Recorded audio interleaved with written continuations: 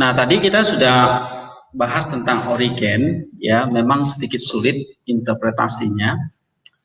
Nah, kalau kita baca tadi dalam buku ini, jelas memang ada kuda-kuda Firaun, the chariot of Pharaoh, ya, yang dibandingkan dengan tadi ada pasukan dari kuda putih, itu pasukan dari firman Allah tadi, yaitu Kristus, ya. Nah, tapi pasukan yang dari Firaun itu kan akhirnya kan dibersihkan dengan air, gitu ya. Nah, lalu Origen tuh mengatakan seperti Kristus membersihkan dunia dari dosa. Nah, itu tadi ya, yang kita tadi sudah bahas. Nah, kita lihat apa kata Gregory of Nyssa tentang kuda lagi ini ya. Oke. Sama dia juga melihat kuda ini refers kepada kuda Firaun. Ya. Halaman 83 ya. Kuda itu adalah invisible force. Ya, satu kekuatan yang tidak terlihat. Oke. Satu kemenangan yang diraih oleh bangsa Israel atas Mesir. Jadi menurut Gregory of Nyssa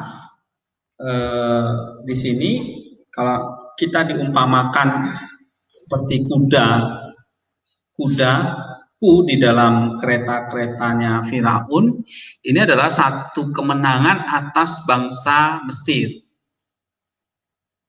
Nah, kata Gregory of Nyssa. Sebab apa? Sebab Allah sendiri yang bertarung melawan bangsa Mesir. Allah sendiri yang membebaskan kita dari murka wajah Allah ya. Keluaran 14 ayat 25. Itu dia. Lalu di sini dikatakan ada invisible force yang tidak terlihat, ada satu kekuatan yang tidak terlihat, itulah kekuatan dari Allah yang membebaskan atau yang melepaskan kita dari Mesir. Ya. Nah, invisible force ini bekerja melalui mujizat di laut tadi.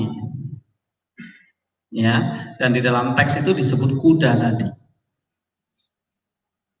Oke, the marvel at the sea gitu ya. Jadi kapan bangsa Israel itu bisa lepas dari bangsa Mesir ketika dia menyeberangi laut itu. Gitu. Nah, itu kemenangan bangsa Israel.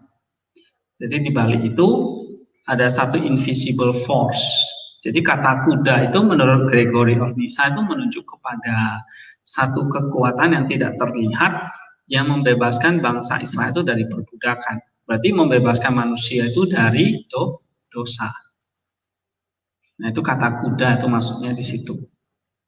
Ya, jadi lebih jelas ya di dalam Gregory Nyssa ya. Jadi host itu menunjukkan kepada the invisible force that worked the destructions of the Egyptians. Jadi satu kekuatan yang tidak terlihat yang menghancurkan kekuatan Mesir melalui mujizat di laut itu. Ya. Nah, satu kekuatan yang tidak terlihat itu ini adalah satu pasukan yang adalah angelic host. Ya, satu pasukan surgawi. Yang mana kata Nabi Habakuk dalam pasal 3 ayat 8 tadi ya. Kita kembali lagi sama ya. Nyssa juga mengutip Habakuk 3 ayat 8. Coba bacakan lagi.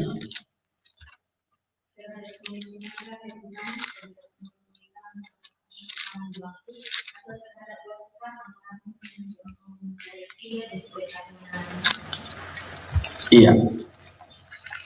Habakuk 3 ayat 8 ya.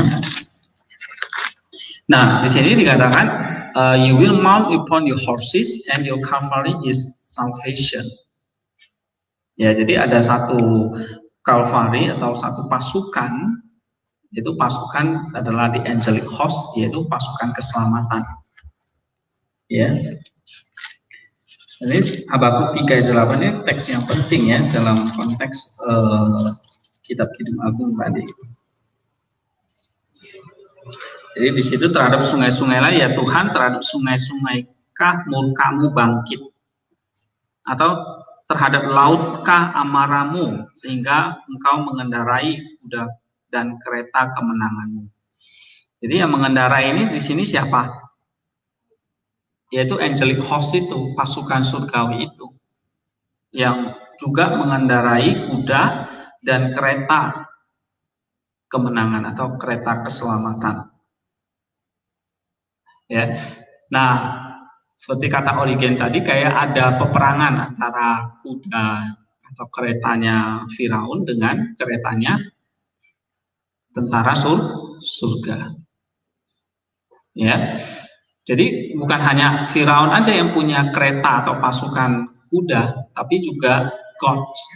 Ya, dalam Habakuk 3:8 tadi. Coba baca Mazmur 67 ayat 18.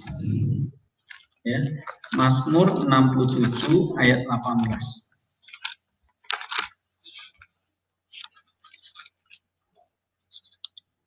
Berarti di sini Septuaginta 67:18 ya, berarti di ini ya 68 ini ya. Coba baca Mazmur 68 ayat 18. Kalau di Septuaginta 67. Memang ada sedikit beda versi nomornya.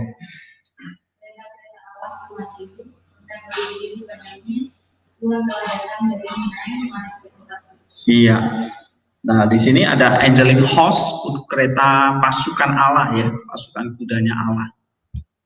Yang jumlahnya puluhan ribu, bahkan beribu-ribu banyaknya, tidak terhitung ya. Telah datang dari Sinai masuk ke tempat kudus. Ya.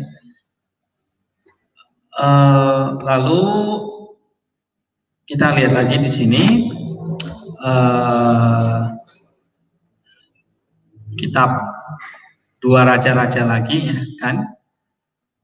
Dua Raja-Raja 2 ayat 12.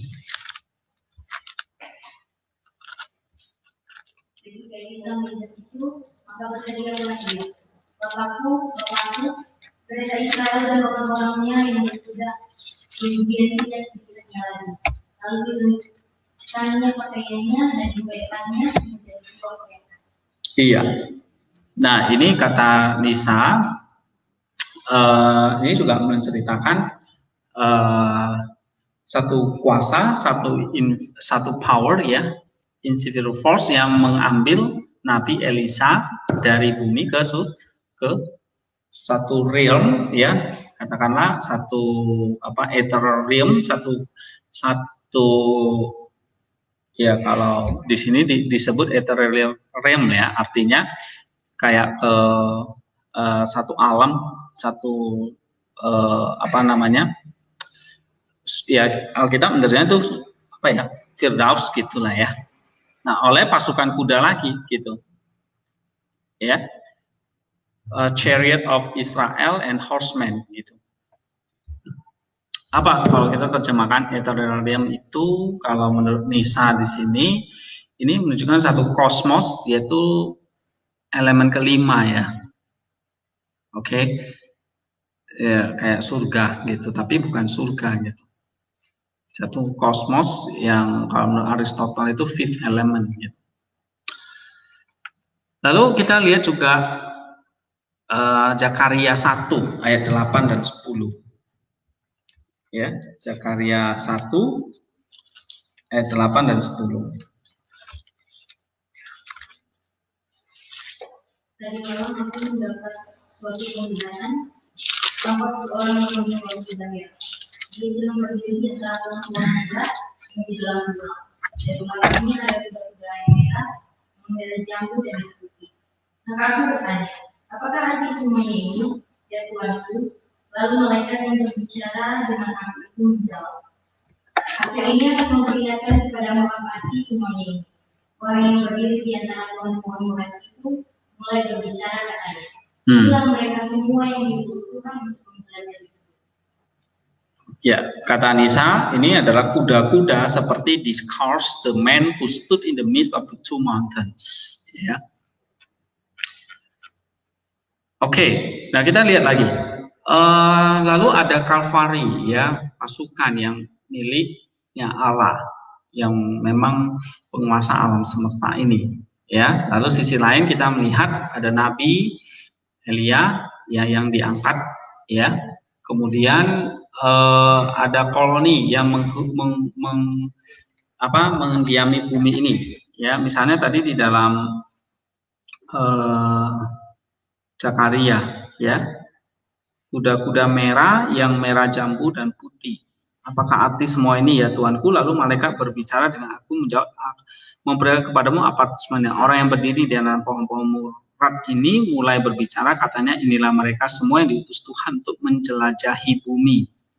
Ya, jadi kata kuda ini memang banyak arti, ya. Satu sisi ini Kalvari, tapi ini juga menunjukkan ada koloni yang mendiami bumi.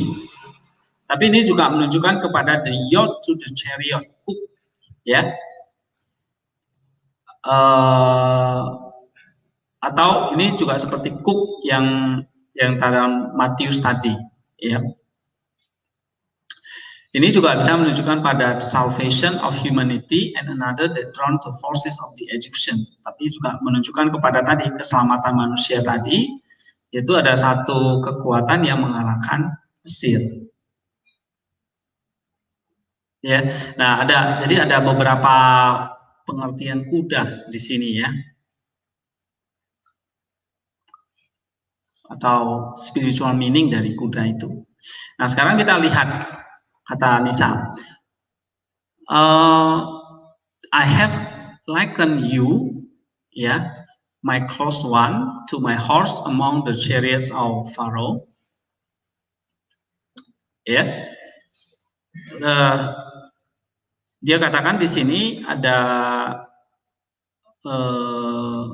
satu force yang menghancurkan Mesir, yang membebaskan Israel dari kejahatan, ya, tirani jahat dari cengkraman Mesir.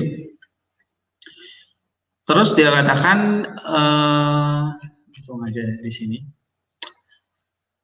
ada ada kuda yang akhirnya juga datang menolong satu pasukan kuda yang datang menolong menghancurkan the Egyptians, ya.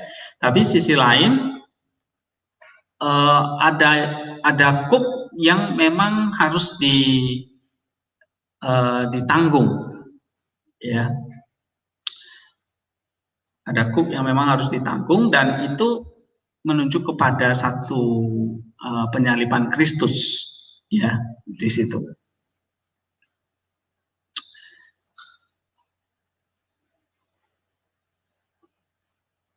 Oke, ini nggak usah. Ya, sampai di sini, ya. Jadi Nisa tuh mengatakan bahwa jadi ada kuda-kuda kawanan Allah, ini adalah invisible force, ya, mengalahkan kuda-kuda kawanan, kuda-kuda Firaun.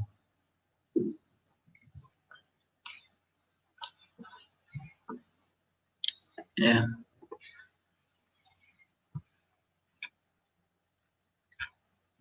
Oke, sekarang kita lihat ke ayat yang berikutnya. 10, ya. Nah, ayat 10 tadi kita terjemahkan seperti ini, ya. Pipimu menjadi cantik seperti burung perkutut. Ya kan? Lehermu cantik seperti kalung-kalung. Ya.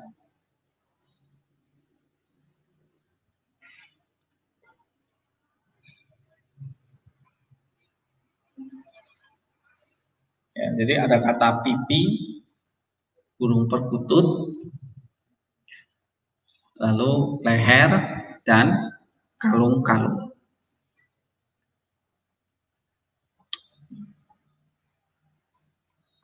Nah, ini kata Origen dulu.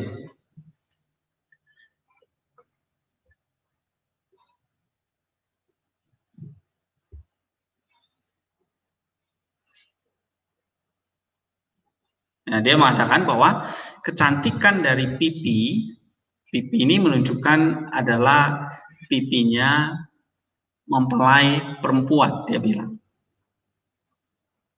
Ya.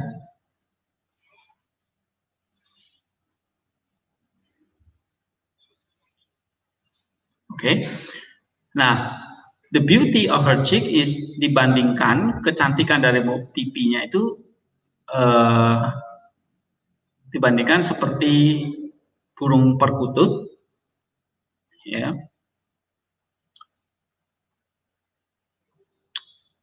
Nah, kita lihat apa artinya di sini. Lalu dia mengutip apa yang ditulis oleh Rasul Paulus ya tentang tubuh, di mana anggotanya banyak. Ya, kita bisa baca di ini ya.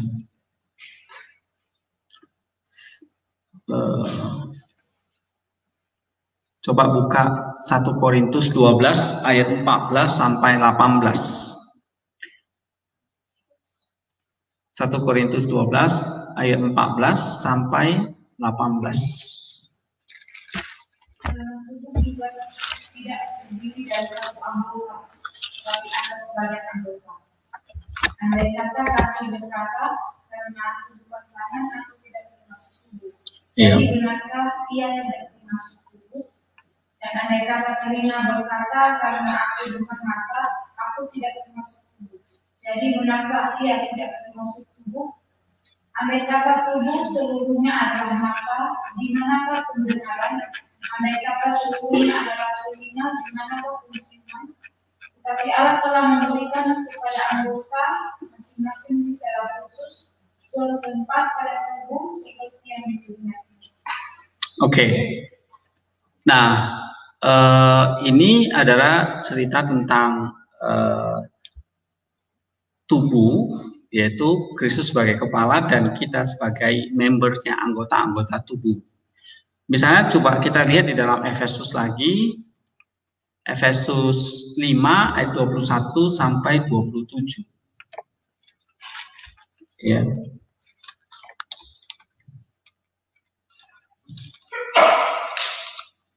Saya bacakan. Dan rendahkanlah dirimu seorang kepada yang lain di dalam takut akan Kristus. Ya, hai istri, tunduklah kepada suamimu seperti kepada Tuhan, karena suami adalah kepala istri sama seperti Kristus adalah kepala jemaat atau kepala gereja. Dialah yang menyelamatkan tubuh. Karena itu sebagaimana jemaat tunduk kepada Kristus, demikian jugalah istri kepada suami dan dalam segala sesuatu. Ini bicara tentang ketaatan ya. Hai suami, kasihilah istrimu sebagaimana Kristus telah mengasihi jemaat dan telah menyerahkan dirinya baginya untuk menguduskannya sesudah ia menyucikan dengan memandikannya dengan air dan firman. Supaya dengan demikian ia menempatkan jemaat di hadapan dirinya dengan cemerlang tanpa cacat atau kerut atau yang serupa itu, tetapi supaya jemaat kudus dan tidak bercelah. Ya. Sampai ayat yang ke-27 ya. Oke, betul. Di sini lihat kata Origen ya. Kita lihat bahwa mempelai Kristus yang adalah gereja itu juga disebut tubuhnya, ya kan, dan anggota-anggotanya. Jadi kita baca dalam 1 Korintus ya dan Efesus tadi. Nah, terus saya katakan bahwa dari anggota-anggota tubuh ini, ya dia mengatakan bahwa anggota-anggota ini semua adalah termasuk pipinya ini. Ya. Oke. Lalu pipinya ini itu menunjukkan kepada gereja yang adalah cantik. Artinya integrity, modesty, ya. Nah, kenapa kok disebut cantik di sini? Pipinya itu cantik. Ya kan? Memang pipi kan bagian dari anggota tubuh. Ya, nanti disebut sebagai gereja atau anggota tubuh itu berarti bagian dari tubuh, bagian dari gereja atau tubuh. Gereja berarti disebut tubuh Kristus, ya berarti Kristus sebagai kepala, anggota-anggota tubuhnya itu disebut dengan gereja. Nah, anggota-anggota tubuh itulah yang disebut dengan the whole body of bride. Lalu dikatakan betapa lovely atau cantiknya. Ya. Nah, lalu Origen mengatakan Salomo nggak menuliskan hanya betapa cantiknya, tapi bagaimana betapa cantiknya pipinya menjadi. Artinya kayak ada semacam proses gitu ya, bukan pernyataan tetapi ada proses. Ya, nah ini terjadi karena gereja atau pipi tadi ya menerima ciuman dari mempelai laki-laki, receive the bridegroom kisses.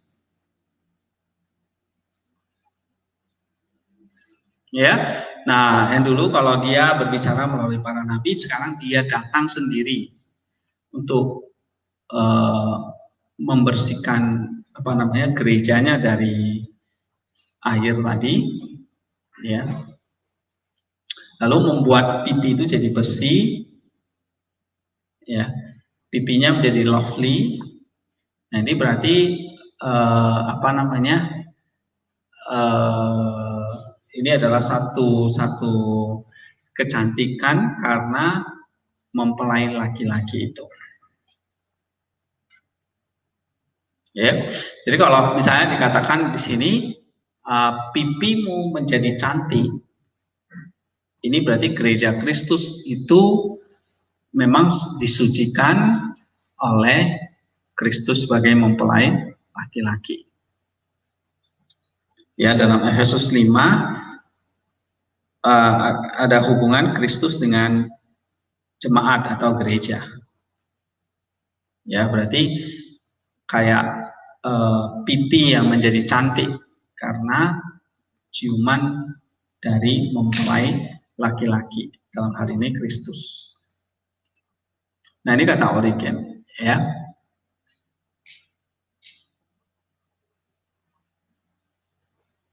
Nah cantik itu dalam pengertian tadi modesty, chastity, ya, suci, bersih, itu. Nah ini sama seperti digambarkan burung perkutut. Jadi pipi yang bersih, pipi yang cantik itu digambarkan atau diumpamakan seperti burung perkutut. Kenapa burung perkutut? Karena burung perkutut itu kan sepasang ya, antara laki-laki dan perempuan yang tidak bisa dipisahkan. Nah kalau dipisahkan itu bisa membunuh salah satunya. Ya, seperti gambaran Efesus 5, Kristus dan gereja tidak bisa dipisahkan. Itu juga yang menjadi kayak perkawinan kita ya, suami dan istri. Gitu. Jadi ini adalah spiritual meaningnya adalah bahwa figur atau the figuratif ini pakai figuratif alegoris ya. The figure of the turtle dove is fittingly applied to the church. Berarti gereja nggak bisa dipisahkan dengan Kristus. Seperti tubuh dengan kepala. Atau kepala dengan tubuh.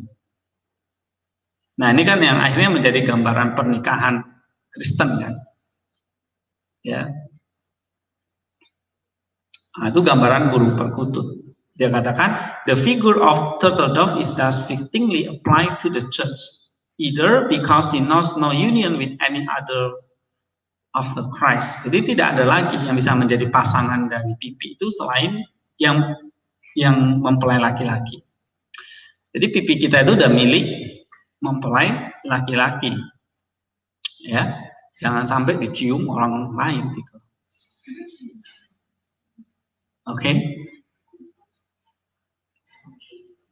Ya, jadi sebelum kalian nikah, jangan sampai itu pipimu keburu dicium bukan pasanganmu. Gitu. Ya, berarti pipi yang cantik itu pipi yang bersih, suci, murni gitu. Dan digambarkan sebagai burung perkutut, berarti apa? Ini pasangan yang tidak bisa dipisahkan, single mate gitu ya. Karena kalau dipisahkan akan membunuh yang lainnya, kata Origen.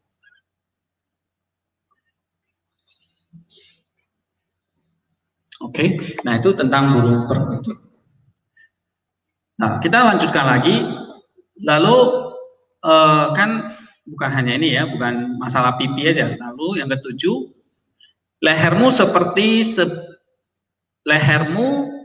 seperti sebuah kalung kecil. Ya kan?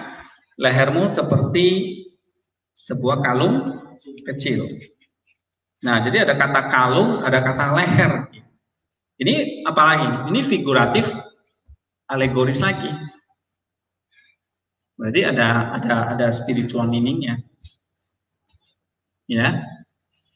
Kayak Tuhan Yesus cerita bahwa kerajaan surga itu seperti pukat. Kerajaan surga itu seperti orang yang menabur. Kerajaan surga itu seperti ragi. Ya kan? Kerajaan surga itu seperti harta terpendam yang ditemukan oleh orang. Nah, ini sekarang gereja diumpamakan seperti pipi tadi. Ya kan? Lalu pipi itu berarti anggota tubuh yang miliknya hanya Kristus kan sebagai kepala dari tubuh kita. Lalu burung perkutut berarti ini sepasang yang tidak bisa dipisahkan, Kristus dan gerejanya. Nah, sekarang orang gereja atau orang percaya itu diibaratkan seperti leher. Lalu leher itu diumpamakan seperti sebuah kalung kecil. Ya. Yang ini saya ada kutipan Origen halaman 147 ya. Nah, kita lihat. Mari kita menginterpretasikan the bride's neck. Ya. Leher dari mempelai laki-laki. Ya. Leher itu maksudnya apa?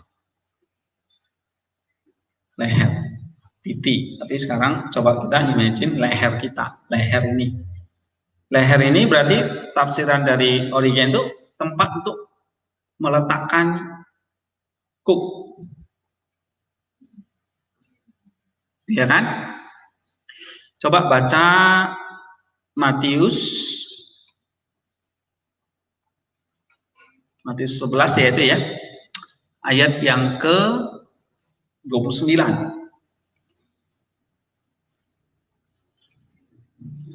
Matius 11, 29.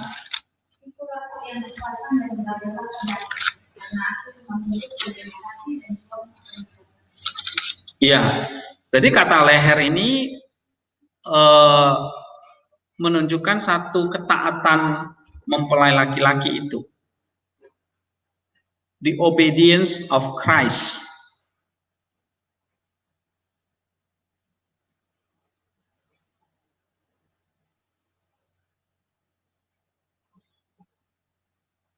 Nah, sekarang the obedience of Christ itu kuknya itu dibebankan kepada kita. Makanya muncul Matius 11 ayat 29. Di situ dikatakan ini menjadi ketaatan gereja. Pikulah kuk yang kupasang. Kuknya siapa yang pasang? Mempelai laki-laki. Lalu kalau kuk itu dipasang, berarti bersamaan nih. Mempelai laki-laki pasang kuk, berarti dia sudah terima kuk itu, terus dipasangkan ke kita. Jadi kayak suami istri, sama-sama memikul kuk. Nah, leher itulah seperti kuk, seperti obedience. Memang ketaatan itu seperti kuk. Sulit kita mau belajar mau taat, ya kan? Itulah seperti the yoke. Tapi ini adalah lovely karena kita memikul bersama. Kuk yang kupasang, berarti sama-sama. Kuknya enggak, kuknya Kristus dengan kuknya gerejanya, kuknya kita itu sama.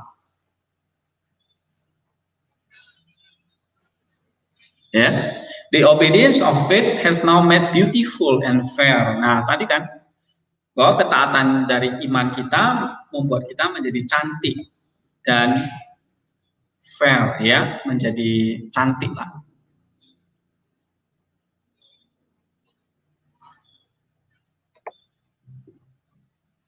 Lalu dikatakan di situ leher tadi yang menunjukkan kuk itu lehermu cantik. Kenapa? Nah, ini diumpamakan seperti kalung perhiasan, kalung kecil, necklace.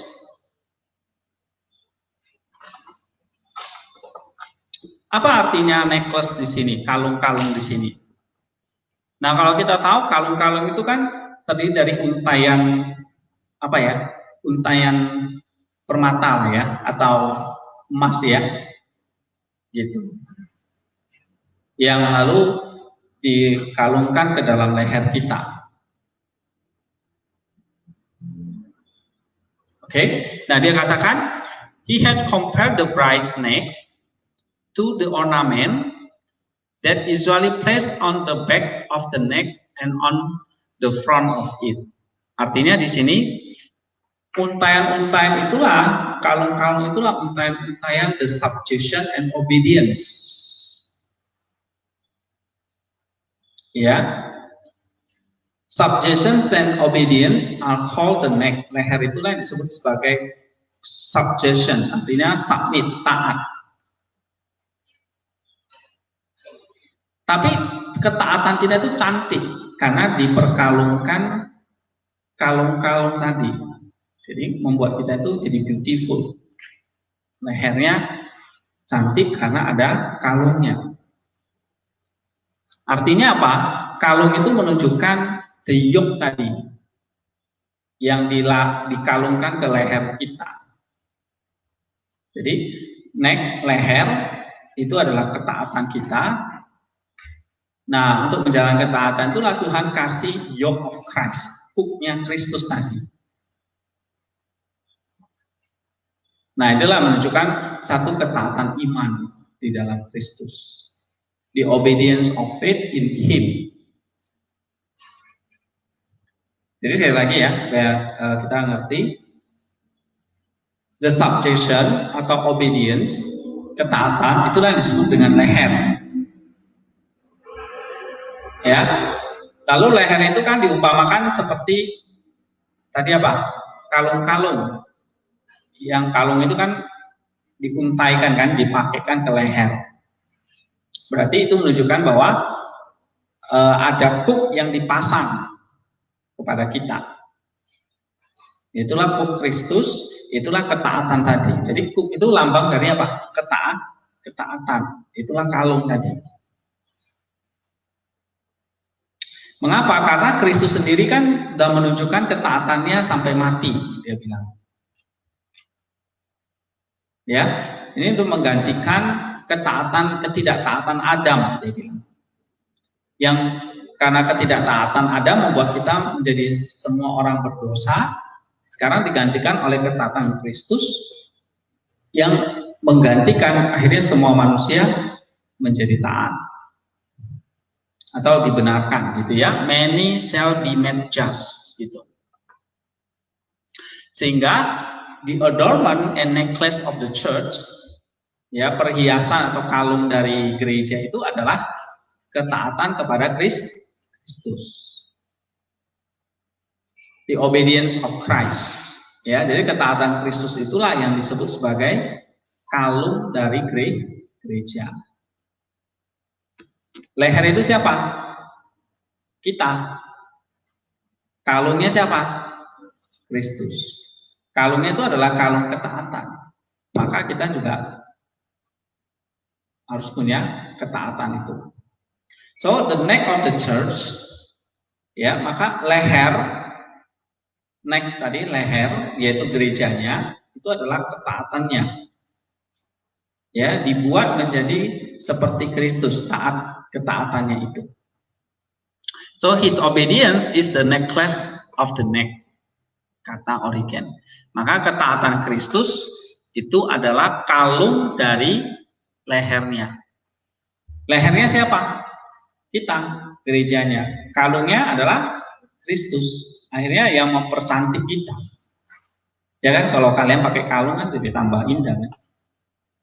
Atau tambah jelek? Kalau tambah jelek, berarti yang salah bukan kalungnya. Gitu. Nah, gereja akan semakin indah kalau memakai kalung atau ketaatan Kristus itu. Oke. Nah, kesimpulannya, saya menurut Origen tadi, ya, leher dan pipi itu gambaran dari gereja. Pipi, leher itu gambaran dari gereja. Itu anggota tubuh. Berarti menunjukkan kepada gereja. Jadi leher, pipi itu bukan Kristus, ya, tapi anggota tubuh Kristus, bagian dari tubuh Kristus. Nah, kepalanya disebut dengan Kristus. Tapi pipi dan leher itu menjadi cantik, berarti proses menjadi cantik. Kapan dia menjadi cantiknya? Kalau dia seperti burung perkutut, berarti dia tidak bisa dipisahkan dari Kristus. Totally depend on the Christ, bergantung sepenuhnya kepada Kristus. Lalu kapan leher itu menjadi cantik? Ketika dipakein kalung. Kalung itu menunjukkan apa? Ketaatan Kristus, yang dia taat sampai mati di atas kayu salib itu. Itulah kalungnya Kristus yang sekarang dipakai oleh kita. Nah, ini sekali lagi ini figuratif alegoris ya, tapi ya memang kreatif ya Origen melihat sampai ke situ. Mungkin kalau kita baca selama ini, kalau nggak baca Origen juga nggak ngerti ya kan, maksudnya apa nih, ya kan? Your neck as a small necklace, lehermu diumpamakan seperti kalung kecil. Nah, kalung itu ternyata menunjukkan the obedience of Christ. Nah, itu yang mempercantik kita. Ya. Oke, ini Origen tafsirannya. Nah, sekarang yang terakhir kita lihat Gregory of Nyssa. Ini dari tradisi Kapadokian ya. Nyssa itu sebetulnya juga ya banyak dipengaruhi oleh sedikit banyak oleh Origen juga, ya. Nah,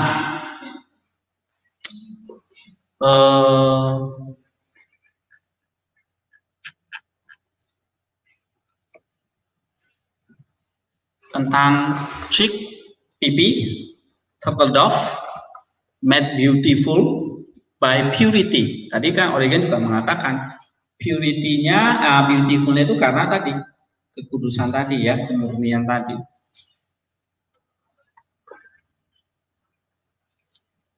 Nah, dikatakan pipimu seperti turtle dove atau burung perkutut. Ini menggambarkan bahwa burung perkutut nggak boleh dipisahkan dengan pasangannya. Nah, ini sama ya, halaman 89 ya, atau kalian bisa lihat di LCD. This bird is introduced by the word into the enigma of the praises, and it turns out that the jaw of the divine horse has not bit but the likeness of the turtle dove, which show that the pure life is proper to a horse of this sort. Oke, jadi ini menggambarkan satu burung perkutut itu tidak dipisahkan dari pasangannya, ya, sama seperti the jaw of the divine horse has, ya, gitu. Lalu Nisa menjelaskan lagi bahwa lehermu is like circlet, ya, atau lehermu itu seperti kalung tadi. Nah, ini adalah figuratif atau allegorical yang menunjukkan satu komplimen untuk bride.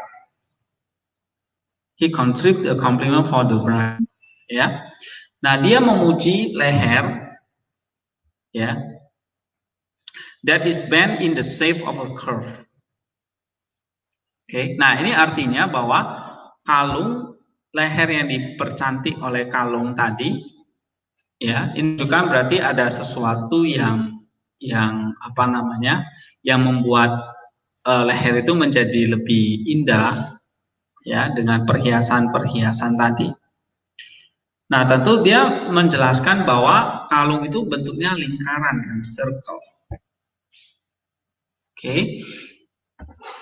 Ya. Nah, ini bisa apa namanya, bisa bahannya itu dari apa namanya, dari bisa macam-macam lah ya, yang dia jelaskan itu dari oceans, dari laut, apa ya, yang akhirnya dibuat jadi circle, dibuat jadi kalung gitu.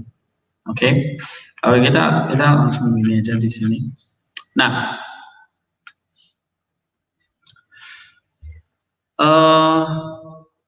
kalung atau circle ini, ya, ini menunjukkan bahwa ketika seseorang sudah bisa apa namanya, kalung itu berarti satu kemenangan dia bisa melawan segala yang namanya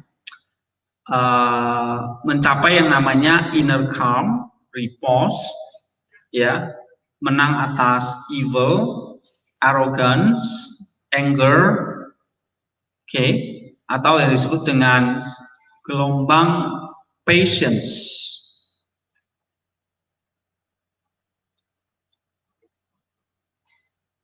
Ya.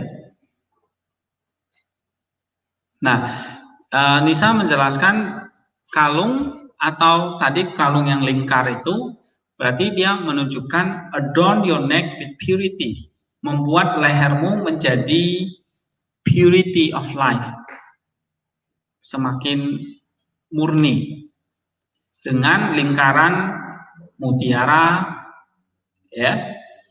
Nah, dia ambil contoh misalnya mutiara.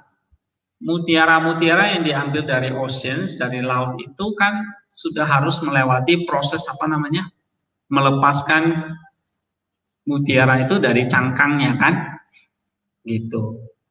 Berarti kalau kita mau menguntai rantai kalung kita, ya, kita harus bisa melepaskan yang namanya dari segala patience. Oke, sehingga itu nanti menjadi mutiara yang bisa dibuat jadi kalung gitu. Jadi kalau kita satu ketaatan saja nggak cukup kata Nisa, karena untuk menguntai kalung yang kayak gini, ya. Nah, kita kan perlu ambil ini, ya. Ini mutiaranya mungkin banyak gitu loh. Ya. Jadi harus ketaatan demi ketaatan kita jalani, baru bisa diuntai jadi sebuah kalung. Ya, ini tafsiran yang kreatif juga. Oke, baru adorn your neck with purity of life. Sama tadi Origen mengatakan, ya, kalung itu menunjukkan ketaatan Kristus. Nah, Nisa mengatakan kalung itu adalah kekudusan hidupmu, purity-mu. Ya. Untuk mendapatkan sebuah mutiara kan nggak gampang, kan? Nah, apalagi harus diuntai jadi sebuah kalung.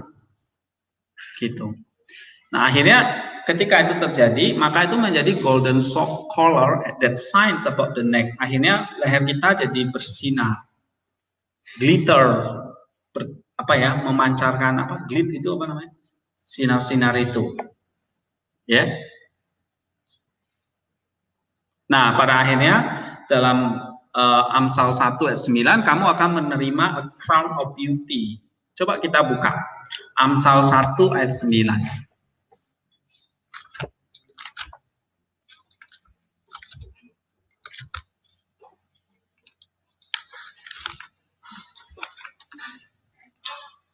Amsal 1, sebab karangan bunga yang indah itu bagi kepalamu dan satu kalung bagi lehermu. Itu yang kita terima nanti. Ya, you shall receive a crown of beauty for your head. Kamu akan menerima satu mahkota kecantikan untuk kepalamu. And a golden collar about your neck, dan satu kalung yang indah untuk lehermu. Ya. Nah, berarti menurut Nisa, kalung itu adalah untayan ketaatan kita atau untayan kehidupan kita yang kudus di hadapan Tuhan. Itulah artinya mempersiap kita sebagai mempelai perempuan itu menguduskan diri supaya layak nanti menjadi mempelainya Kristus. Ya.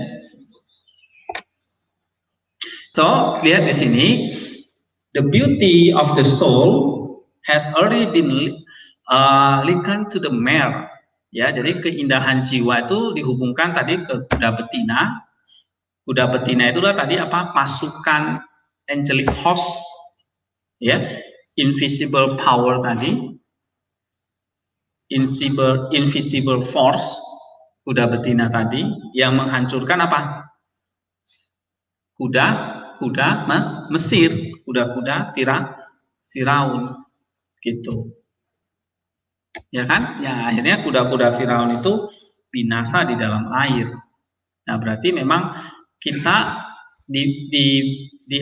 dibersihkan tadi dengan air tadi, ya. Lalu kita juga lihat bahwa the beauty of the soul itu juga adalah masalah mempercantik leher kita dengan kalung-kalung tadi. Ya. Nah, ini menunjukkan kepada kita bahwa the beauty atau kecantikan itu menunjukkan satu figuratif bahwa inilah the identity dari the bridegroom atau mempelai perempuan itu. Berarti kita memang mempersiapkan diri kita itu menjadi mempelai yang cantik.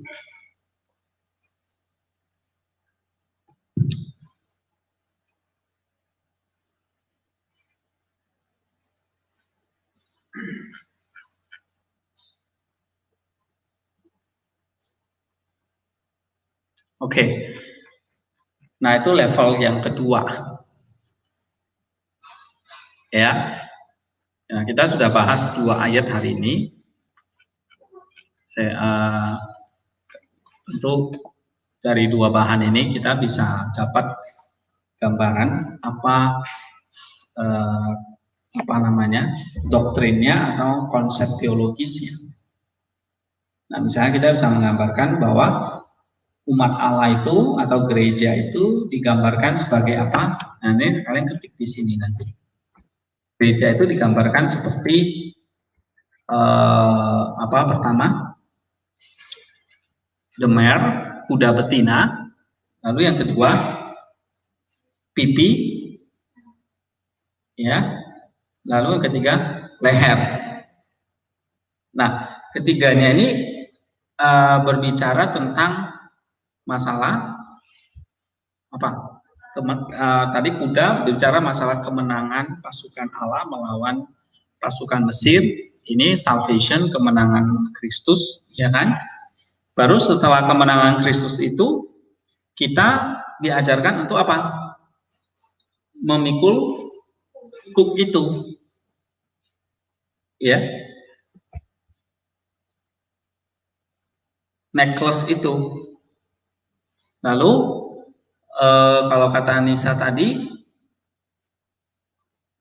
purity of life tadi, ya. Lalu turtle dove itu, burung perkutut itu, ini seperti kuk yang dipasang Kristus, artinya kita memikul kuk itu bersama-sama dengan dia. Berarti kita nggak bisa dipisahkan dari Kristus. Seperti burung perkutut yang tidak bisa dipisahkan itu. Ya, akhir-akhir ini nggak tahu ya, di sini ada lomba apa ya, selalu ada burung merpati yang diterbangkan terus untuk mencari apa ya, pasangannya gitu loh. Itu ya, itu ada lomba menarik itu seperti itu. Ya. Nah, kalau kita tuh seperti chicks itu berarti pipi untuk dicium tentu, ya kan? Jadi kamu punya pipi bukan cuma buat tembung-tembung gemukin aja, tapi untuk dicium oleh pasanganmu. Itu gunanya Tuhan menciptakan pipi, ya kan? Nah, jadi pipi akan menjadi indah, kata Origen, ketika dicium oleh pasangannya. Sama seperti burung perkutut yang tidak bisa dipisahkan, satu pasangan. Nah, berarti hidup kita, kalau kita adalah pipi tadi, hidup kita itu selalu mencari Kristus. Ya. Mencari pasangan kita siapa? Kristus itu. Jadi ingat, kita mempelai perempuan, ya, mempelai laki-laki. Berarti pasangan kita. Ya. Nah, tapi bicara tentang leher di sini, kita juga, ya, kembali tadi ke Origen, neck-nya itu adalah the church, ya kan?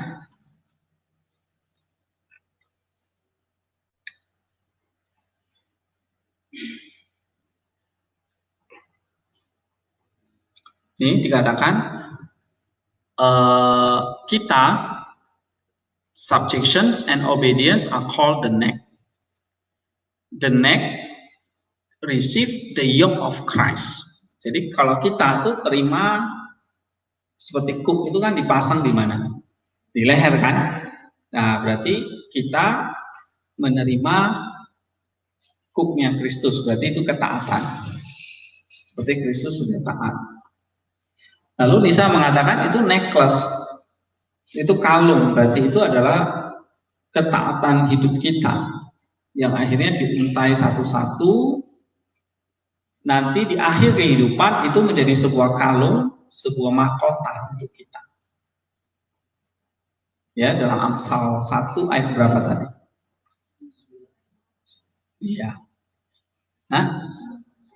9, ya kan? Gitu. Sebab karangan bunga yang indah itu buat kepalamu dan satu kalung buat lehermu. Nah, berarti dalam hidup ini kita sedang menguntai kalung kita yang nanti kita akan pakai ketika kita married with Christ, gitu. Ya, sehingga lehermu itu cantik dengan memakai kalung. Ya kan? Kalau orang nikah kan pasti pakai kalung kan? Atau enggak ya? Atau enggak pakai apa-apa gitu? Lehernya ada kalungnya enggak? Biasanya. Supaya cantik ya. Gitu. Hah? Ya umumnya lah ya. Mungkin enggak semua begitu. Tapi umumnya kalau perempuan mau nikah gimana? Lehernya pasti kan pakaiin kalung ya kan? Kalau bisa kalungnya banyak. Ya, oke. Kan nggak mau kalungnya itu dari jerami, kalungnya itu dari apa, kayu kan gitu. Pasti dari emas, permata, mutiara kan. Ya. Nah, itu menunjukkan kalung itu menunjukkan our obedience. Ya. Jadi kalau kalung leher kita itu adalah obedience kita kepada Allah. Oke. Nah, itu kalau kalian ringkas itu nanti jadi doktrin. Poin-poin tadi. Ya, jadi satu konsep teologisnya. Jadi konsep teologisnya, ide utamanya apa kira-kira kita bisa katakan? Bisa kalian buat di situ gereja yang beautiful, gereja yang cantik. Siapa itu? Siapa gereja yang cantik? Itu diibaratkan kita seperti kuda yang yang menang atas kuda-kuda Firaun. Berarti yang menang atas segala macam kejahatan dengan pertolongan dari pasukan langit, pasukan dari Allah. Ya, angelic host. Gitu. Dan akhirnya nanti kita akan menjadi the horsemen of God, pasukan dari kuda putih itu. Nah, karena Kristus itu sudah mengalahkan Firaun, mengalahkan iblis, ya. Oke, lalu yoknya itu, salib itu, kuk itu diberikan kepada kita. Ya, dalam leher kita. Nah, itulah kita harus menjalani namanya the obedience tadi. Oke, itu konsep teologisnya. Nah, lalu terakhir lapisan ini ringkasannya berarti ini kayak semacam personal dari pelajaran tadi. Kira-kira apa level personal kita yang kita harus turunkan ke dalam hati kita. Nah, itu berarti di ringkasannya. Ya. Nah, ringkasan ini adalah personal, yaitu refleksi atau penghayatan doktrin di atas yang diturunkan ke dalam hati. Sehingga ini menjadi makanan bagi soul kita, roh kita, spiritual knowledge atau spiritual food. Karena yang kalian pelajari hari ini kan ini masih mentah nih. Ya kan? Kutip dari Origen lah, Nisa lah, ataupun dari buku lain misalnya. Ini kita percaya adalah semantik Christ Center dan eklesialnya ya, yang diajarkan oleh gereja kepada kita. Misalnya dari Nisa ini. Ya, ini kan sudah dibaca oleh mungkin sudah berabad-abad. Ini kan tulisan dari Nisa abad keempat, ya kan? Nah, ini sudah dibaca oleh gereja sepanjang masa. Ya, ini Christ Center dan eklesialnya. Tapi bagaimana itu menjadi personal, ya, akhirnya menjadi makanan ke dalam hati kita.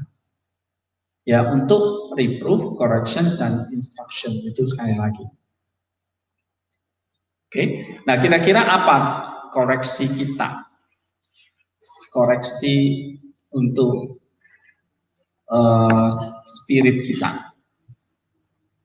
Misalnya dari dua bacaan ini, dua ayat ini. Ya.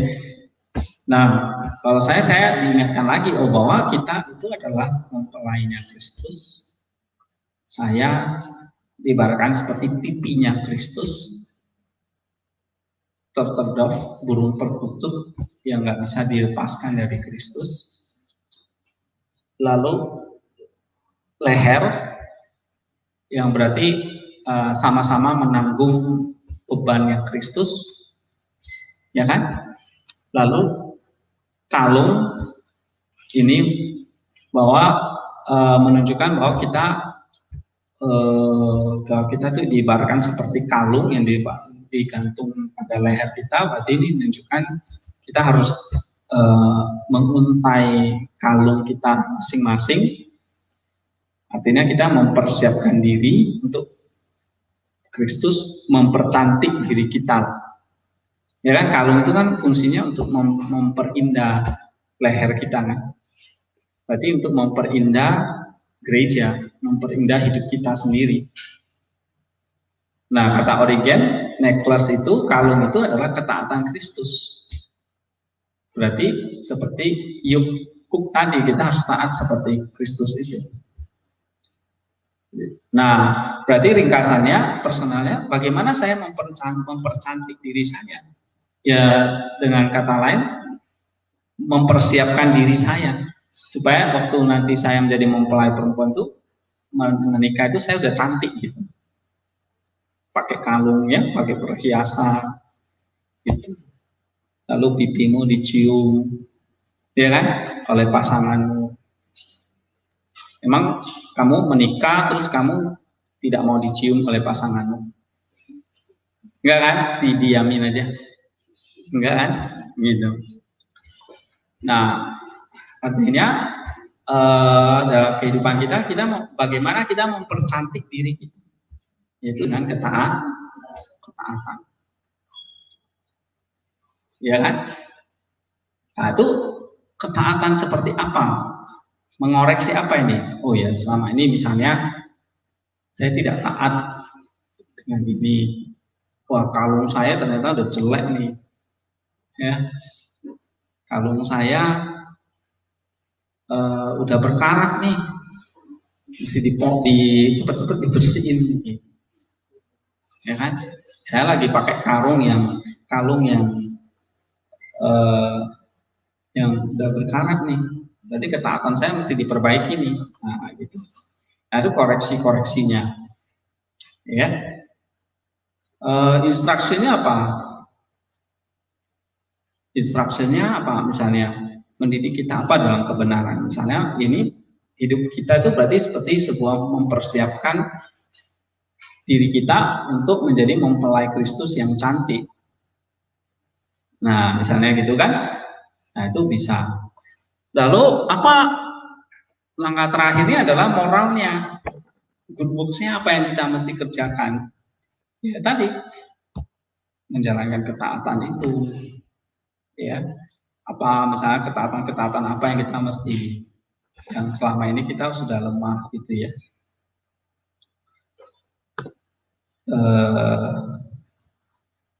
Apa misalnya? Ya. Nah, baru terakhir adalah tentu itu semua kembali membuat kita menjadi segambar dan serupa dengan mempelai laki-laki itu, serupa Kristus itu. Nah, itu anagogiknya. Ya. Oke, saya pikir ini ya beberapa poin yang bisa saya sampaikan.